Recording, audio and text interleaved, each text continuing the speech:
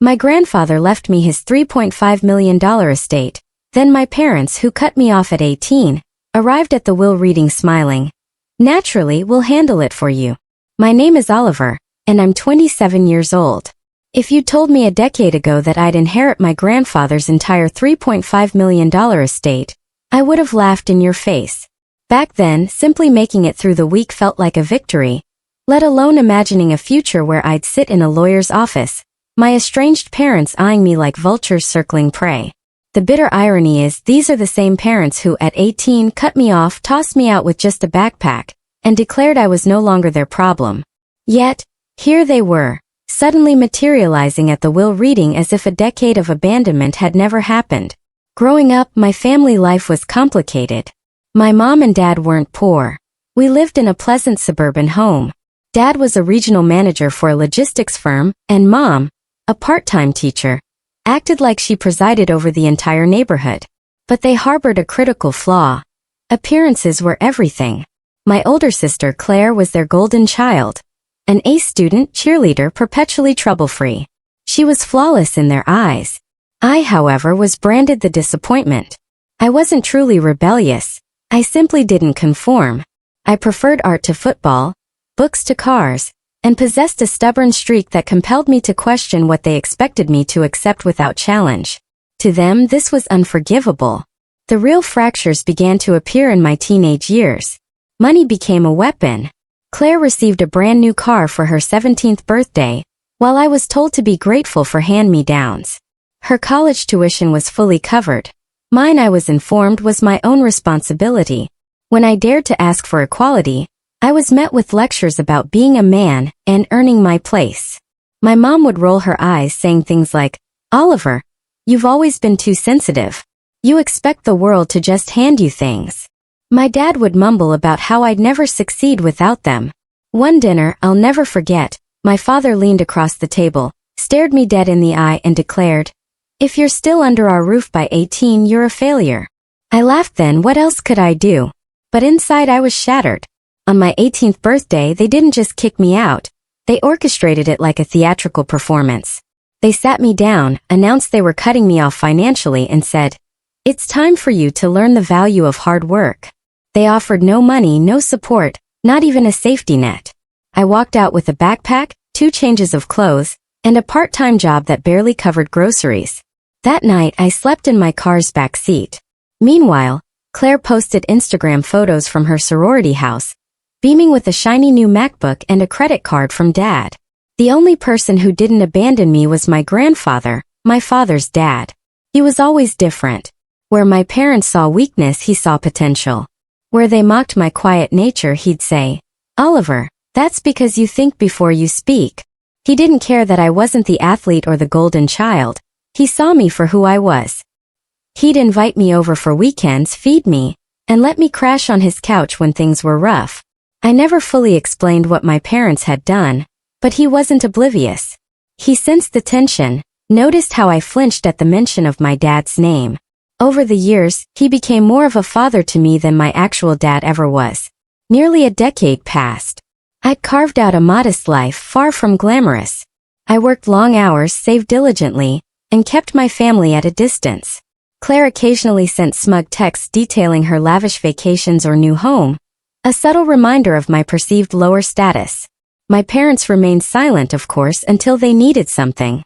Then Mom's syrupy voice would call, "Oliver, honey, how are you doing?" I knew better than to fall for it, keeping my answers brief. I wasn't their backup plan. Then came the call I'd both dreaded and anticipated. My grandfather had passed away. It gutted me. Though he'd been sick, I'd convinced myself he'd pull through. Losing him felt like losing the only true family I had. When the lawyer called about the will reading, I expected a sentimental keepsake, a watch or a letter. Not for a second did I imagine inheriting everything. As I stepped into that oak-paneled office, I froze. My parents and Claire were already seated, dressed as if for a gala. My mom's smile was too wide, my dad's hand rested smugly on his knee, and Claire gave me an appraising glance, as if calculating my current worth. I wanted to turn and leave, but I forced myself into a chair. The air was thick with their feigned sweetness. My mom whispered, "Don't worry, Oliver. We'll ensure the estate is handled properly. My dad chimed in. Yes, we'll manage it for you. They were already mentally spending the money. I saw it in their eyes. They still viewed me as the powerless kid they'd cast aside. Then the lawyer cleared his throat, shuffled papers, and spoke the words that made my heart pound. Per the wishes of the late Mr. Harold Montgomery, his entire estate, valued at approximately $3.5 million, is hereby left to his grandson, Oliver Montgomery. Time seemed to stop. For a split second, I imagined my grandfather's smirk, as if he'd meticulously planned this moment. My parents' smiles froze. Claire's jaw actually dropped. The lawyer then turned a page and added, "There are additional stipulations you'll want to hear." And that's when everything took an unexpected turn. My mother was the first to recover from the shock, her voice unnaturally high and sweet, barely masking her panic. "Well, that makes perfect sense," she chirped, clapping her hands lightly. "Oliver was always so close to Dad, but he'll naturally need our guidance. He's inexperienced with finances. We'll step in, won't we, dear?" She turned to my father, who nodded as if the matter was already settled. My father leaned back, steepling his fingers. "Yes, Harold meant well, I'm sure. But Oliver isn't equipped to handle an estate of this magnitude. $3.5 million is a lot for someone with no background. Could ruin him. It's only logical we manage the funds on his behalf." The way he uttered ruin him twisted my stomach. They didn't see me as a person. They saw me as a barrier between them and a fortune. Claire smirked, tucking hair behind her ear, already picturing herself shopping. "Honestly, Oliver, no offense, but you've never been, well, responsible. Remember that tiny credit card you maxed out freshman year?" She chuckled as if that single mistake defined me forever. "Dad's right. A sudden windfall could really mess you up. Let us help." The lawyer cleared his throat again, interrupting their performance. "If I may, Mr. Montgomery explicitly stated that the estate belongs to Oliver alone. No trustees, no oversight. Full control." His eyes flickered to mine, a silent acknowledgement that my grandfather had anticipated their moves. But this didn't deter my parents. Mom placed a hand on my arm, her nails digging slightly into my sleeve. "Oliver, sweetheart, you know we only want what's best. We can guide you, ensure you avoid mistakes. Think of it as a family effort. Grandpa would want us all to benefit." That word, benefit, hung heavy, clearly meaning benefit for them. I remained silent, maintaining a neutral expression, but inside I seethed. All those years of being told I wasn't good enough, of being eclipsed by Claire, of sleeping in my car while they shared vacation photos, and now they thought they could swoop in and control the one thing my grandfather had left solely for me. It wasn't about the money then. It was about their sheer arrogance, their assumption that I was incapable of managing my own life without their guidance. Claire crossed her legs, leaning forward, her voice soft but dripping with condescension. "Look, Oliver, you've done fine for yourself, I guess. But this is different. You don't want to end up like those lottery winners who go broke in a year, right? I mean, think about it. You don't even own a home. You still rent, don't you? No investment experience. What if you just blow it all?" She gave a small shrug. "It just makes sense for Dad to handle it. He's managed money his whole career." What she didn't say, but I heard loud and clear, was that she still saw me as the failure, the one to be kept under their thumb. The lawyer didn't even look up this time. Again, Mr. Montgomery's instructions are explicit. No one but Oliver is to control or manage the estate. My father's jaw tightened, but he forced a smile. "Of course, we're just concerned, that's all. You understand, son?" He used son like an endearment, but it felt hollow. This was the same man who'd told me I'd never make it without him, who'd watched me pack my meager belongings at 18 without offering a dime for food. Now, he expected me to hand over millions out of gratitude. My mom gave a little laugh, tilting her head. "Oliver, you know we always wanted the best for you. Maybe we were tough, but look how strong you've become. That was our way of preparing you. Don't hold grudges. Let's move forward as a family." I nearly choked on the hypocrisy. Preparing me by kicking me out? By letting me struggle while they lavished Claire with everything? My grandfather had prepared me, teaching me resilience, patience, and quiet strength. Still, I said nothing, letting them dig their own graves. The lawyer continued reading stipulations, but I barely registered them. My parents whispered, already strategizing. Claire tapped her phone, likely texting her boyfriend about her imminent wealth. I sat still, but inside something shifted. All those years of dismissal, of wondering if I was worth anything, suddenly I held the power and they hated it. When the lawyer finally concluded, my mom quickly stood, smoothing her skirt. Well, thank you, Mr. Thompson. Oliver, we'll discuss the details at home. You'll come over tonight, won't you? She spoke as if it were a foregone conclusion, as if I'd automatically re-enter their orbit. My father added, yes, we'll start on a plan. Investments, property management, taxes. Don't worry, we'll handle everything. And Claire, with that same smug smirk, leaned in close as we exited. You're lucky, Oliver. If it weren't for us, you'd drown in all this. Don't forget who actually knows what they're doing. I clenched my jaw, my fists tight at my sides. Lucky? No, I wasn't lucky. I was chosen. My grandfather had seen through all of them and entrusted everything to me. As much as they wanted to pretend otherwise, they weren't in control anymore. But I didn't say a word. Not yet. Because I knew deep down this was just the beginning. I left the law office that afternoon, my head spinning. The copy of my grandfather's will clutched like a lifeline. My parents walked out with the brittle smiles of those swallowing immense disappointment, but I felt their eyes burning into my back. I knew them well enough to understand this wasn't the end of their schemes. It was only the beginning. And I wasn't wrong. That very evening around 9 p.m., a knock came at my apartment door. When I opened it, there stood Claire, looking as if she'd just stepped off a runway, her perfume clouding the air. She gave me that familiar smirk and without asking slipped past me. Cute place, she said, surveying my small living room with an exaggerated lift of her eyebrows. But let's be honest, Oliver, this won't do anymore. You'll need something grander. And you know who can help with that? Me. I slowly closed the door, already exhausted. What do you want, Claire? She plopped onto my couch as if she owned it, crossing one leg over the other. Simple. I'm here to ensure you don't embarrass yourself with this inheritance. You've been living small for so long you don't even grasp what you've got.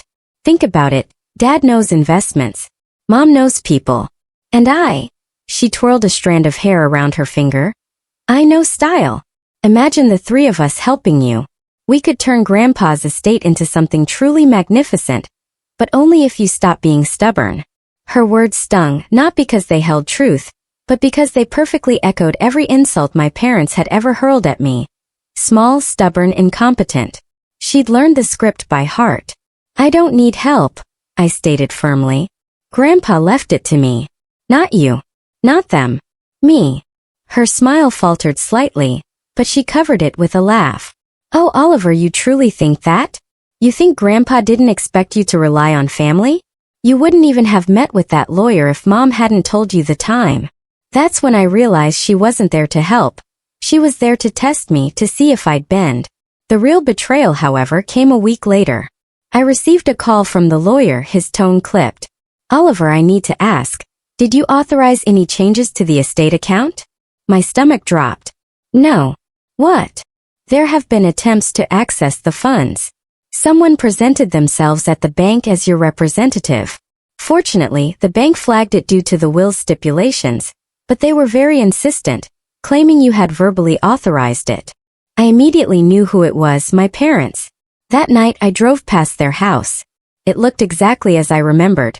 2 cars in the driveway, the porch light glowing warmly. A picture of suburban comfort. I sat there in the dark, hands gripping the wheel, watching the home I'd been exiled from. For the first time I felt no sadness or longing. I felt cold, calculating. This wasn't just manipulation anymore. This was attempted theft.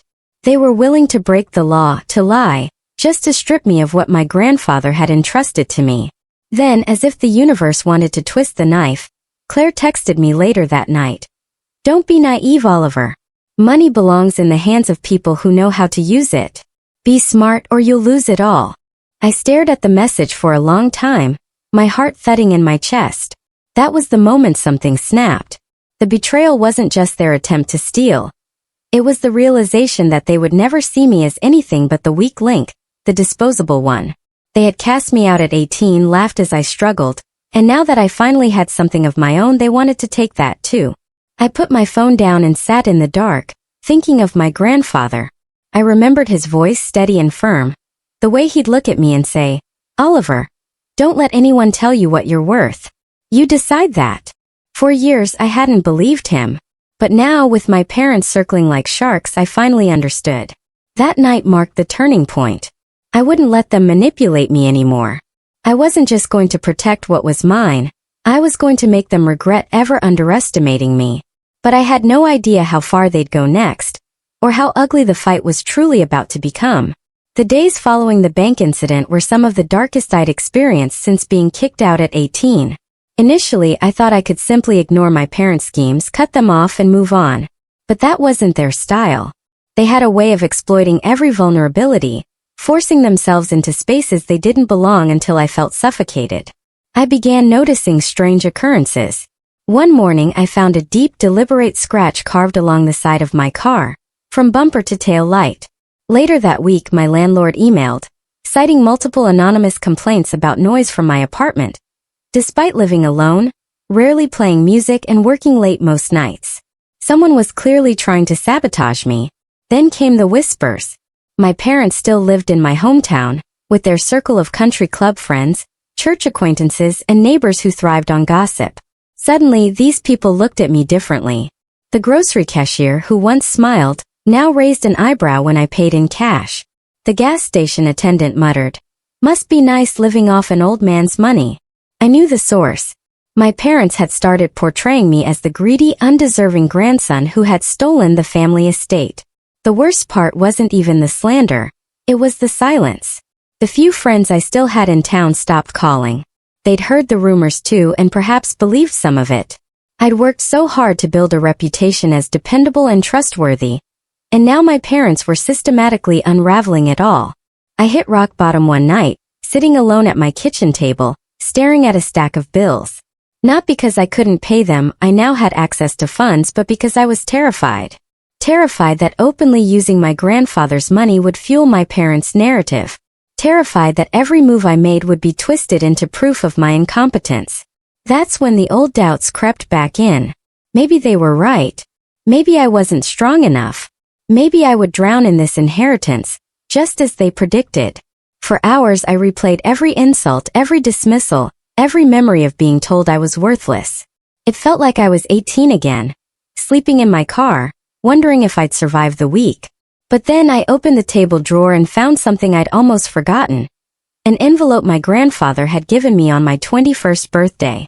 I'd kept it all these years without truly revisiting it. Inside was a letter written in his firm, slightly shaky hand. "Oliver, if you're reading this, I hope you've learned by now that the world doesn't give you anything it tries to take. Don't let them. You are stronger than you know, and one day you'll have to prove it. When that time comes, don't shrink back. Stand tall.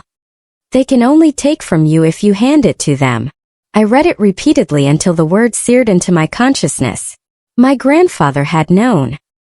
He had seen through my parents long before I ever did, and he had trusted me to rise above it. That night, something within me shifted. I was still at rock bottom, lonely, beaten down, overwhelmed, but I started to plan. Quietly, carefully. I began documenting everything. Copies of the bank's report on the attempted account access.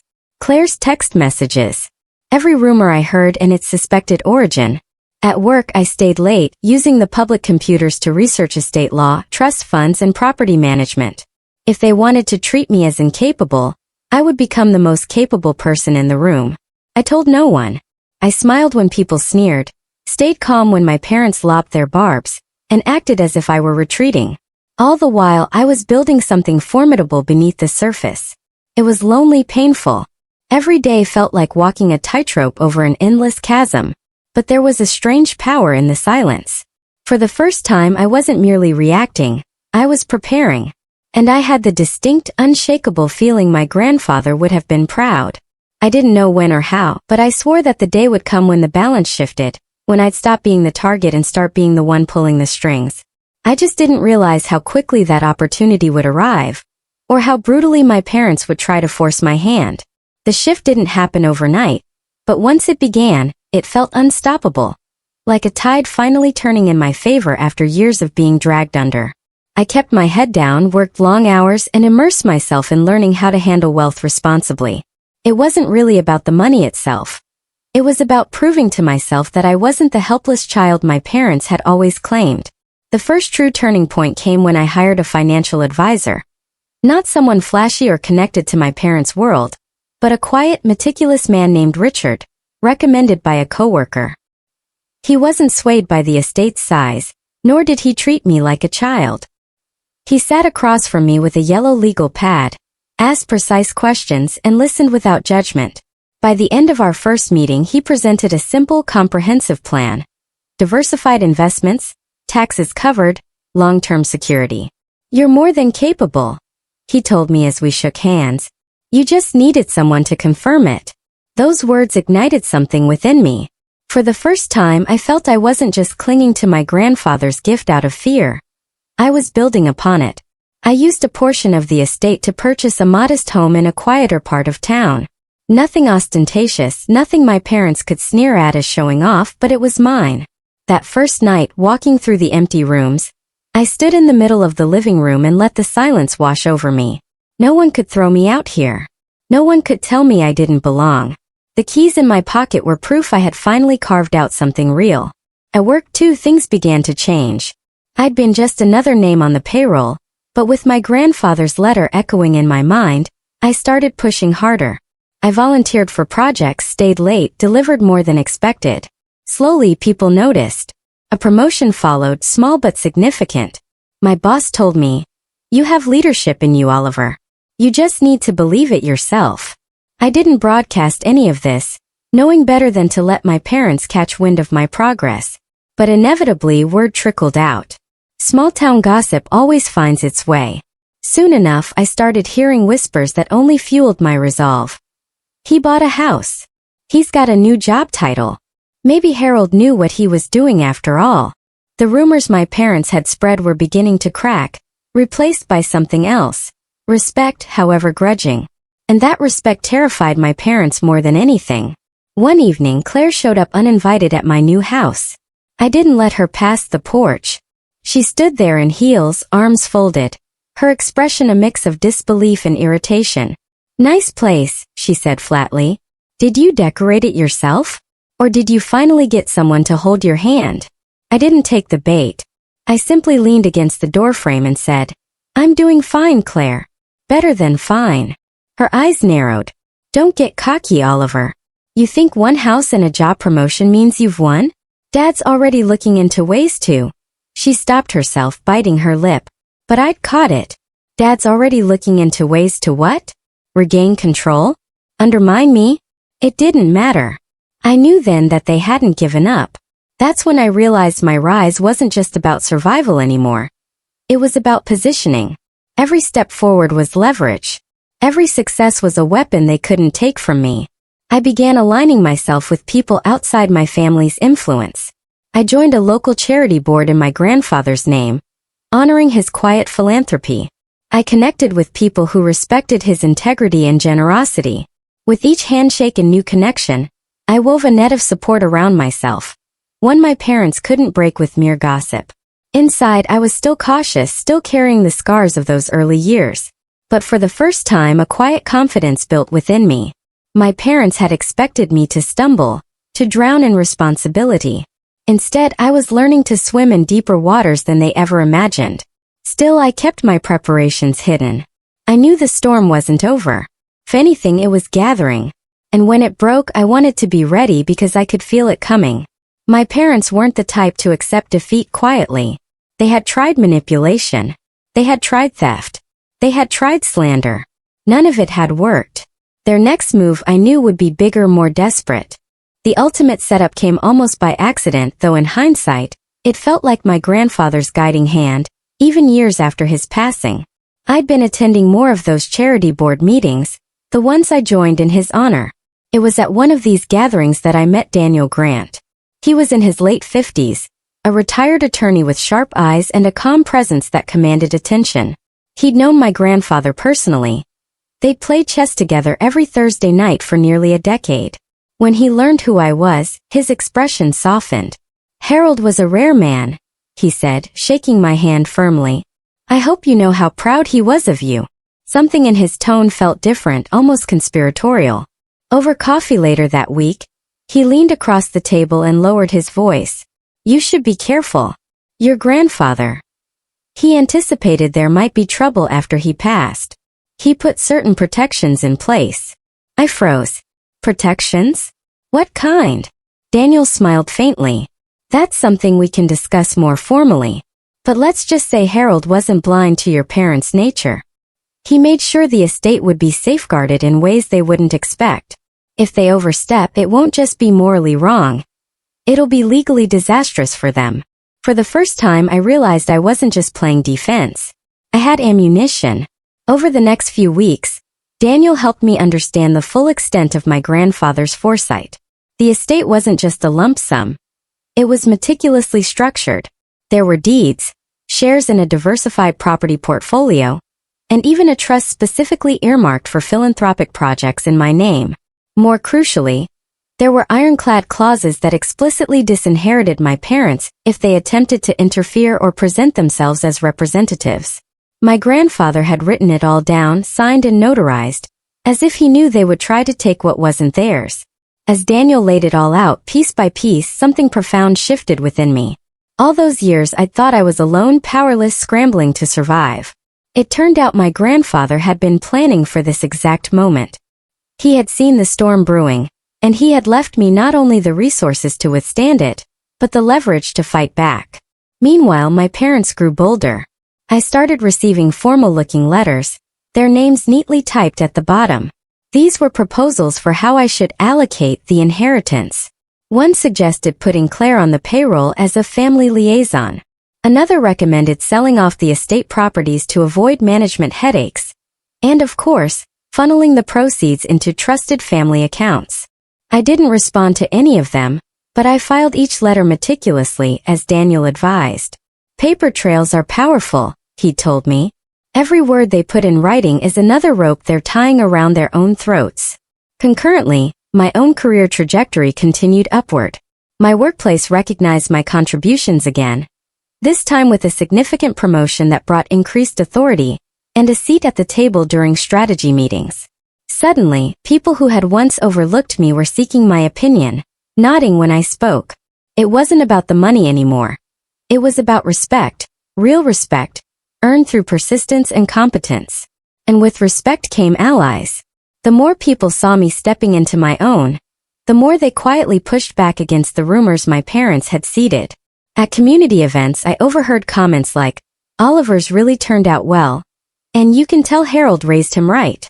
Every small remark chipped away at the false image my parents had tried to construct. The best part? They had no idea. They remained oblivious that while they schemed behind closed doors, I was gathering allies, documents, and quiet influence. They still believed I was that boy they tossed out with nothing but a backpack. They thought I'd cave, hand over the reins, and thank them for it. But I wasn't that boy anymore. I was a man with power. Power they couldn't see coming. Then came the moment that tied everything together. One evening, Daniel handed me a small, leather-bound notebook, its edges worn. "Your grandfather asked me to hold on to this until I felt you were ready," he said. Inside were pages of my grandfather's handwriting, notes, reflections, and at the back, a detailed outline of how to counter every move he predicted my parents might make. He hadn't just left me money. He had left me a playbook. As I closed the notebook, my hands trembling, I realized with bone-deep certainty, the time for simply surviving was over. I wasn't just going to defend what was mine. I was going to set the stage so that when my parents inevitably made their next move, I'd be ready to crush it completely. They wanted to play games with me. They had no idea I was already holding the winning hand. The breaking point arrived faster than I expected. My parents had been circling for months, sending letters, hinting through neighbors, and making thinly veiled remarks whenever our paths crossed in town. But when they finally made their move, they went big. Too big. One crisp autumn morning, Daniel called. His voice was calm, but there was a sharpness to it I hadn't heard before. "Oliver, your parents filed a petition with the court this morning. They're claiming you're unfit to manage the estate and are requesting guardianship of the assets." Guardianship? They were actually trying to have me declared incompetent at 27 years old. After everything I'd built for myself, I almost laughed at the sheer absurdity, but then the sting hit. This wasn't just another attempt to manipulate me behind closed doors. This was public. This was them dragging my name through the mud, attempting to brand me as incapable in front of the entire community. And that, I knew, was their mistake. Daniel and I had been preparing for months, quietly collecting every scrap of evidence of their interference. The attempted bank access, the manipulative letters, the rumors they'd spread, the will stipulations my grandfather had laid out with surgical precision. Piece by piece, we had constructed a case so airtight it practically glowed. The court date arrived on a gray Tuesday morning. I walked into that courtroom in a simple suit, no entourage, no theatrics. My parents were already seated, flanking Claire like loyal soldiers. They looked smug, confident, as though the outcome was already sealed. My mother even had the nerve to smile at me, her expression saccharine sweet, as if forgiving me for forcing this spectacle. But when the judge called us to order and my parents' attorney began his opening statement, the cracks showed immediately. He painted me as irresponsible, emotionally unstable, prone to financial recklessness. He cited my perceived lack of experience and modest background. Claire nodded dramatically at each point, playing her role to perfection. Then it was our turn. Daniel rose slowly, his presence commanding without needing to raise his voice. Your Honor, what we have here is not a question of competence but of greed. He began laying out the documents one after another, the forged attempt at the bank, the letters proposing I hand over control, the text messages dripping with condescension, the stipulations in the will that explicitly disinherited my parents if they so much as attempted to interfere. The courtroom grew quieter with each piece of evidence. My parents shifted uncomfortably, their smugness rapidly eroding. Claire's jaw tightened, her arms folding across her chest. Then came the final blow. Daniel held up the small leather-bound notebook my grandfather had left me. Mr. Montgomery anticipated this very situation. In his own handwriting, he described his concerns about his son and daughter-in-law's history of manipulation. He wrote, and I quote, "If they attempt to take what is not theirs, it will be proof enough of why I chose Oliver." The words echoed in the courtroom like a gavel strike. I saw my mother's face pale, my father's fists clench, Claire's eyes dart to the floor. When the judge finally spoke, her tone was crisp and final. The petition is denied. The estate will remain solely in Oliver Montgomery's control. Furthermore, this court cautions the petitioners against any further attempts to undermine the explicit wishes of the deceased. This matter is closed. It was over in less than an hour, but the fallout was instant. My parents' attempt to seize control had not only failed, it had publicly exposed them for exactly what they were: manipulative, greedy, desperate. As we left the courtroom, my mother tried one last time. She reached out, her voice trembling with false warmth.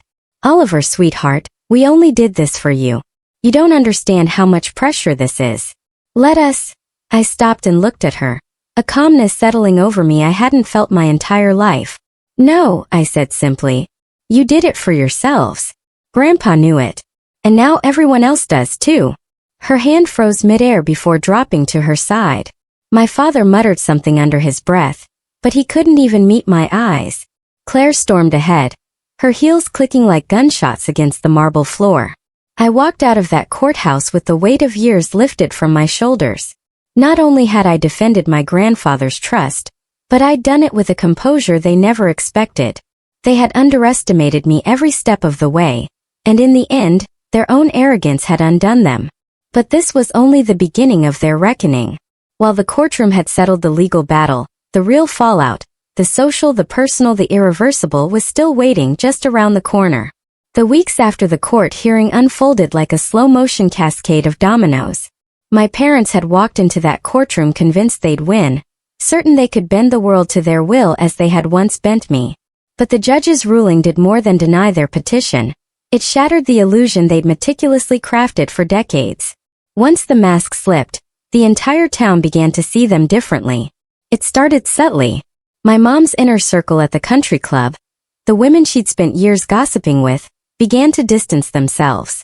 Where she once commanded attention, now conversations halted when she entered a room. One woman even approached me quietly, We had no idea how badly they treated you, Oliver. I'm truly sorry. My mom tried to maintain appearances, but the icy smiles and hushed whispers confirmed her reputation was crumbling. My father fared no better. His company had inevitably caught wind of the hearing. Small towns have a way of carrying stories into every corner. Suddenly, his vaunted financial expertise was no longer an asset. Clients grew wary. Meetings were canceled. Eventually, word spread that he'd been encouraged to take an early retirement. For a man whose identity was entirely intertwined with his career, the humiliation was devastating. And Claire, her fall was the most precipitous.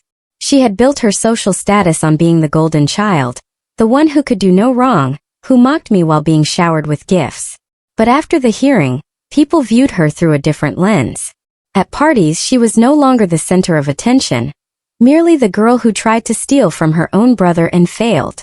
Her boyfriend left her not long after, and I heard through the grapevine that she'd moved back in with my parents. The three of them under one roof again, feeding off each other's bitterness like a slow poison. Meanwhile, my own life expanded in ways I hadn't imagined. The estate wasn't merely money. It was opportunity.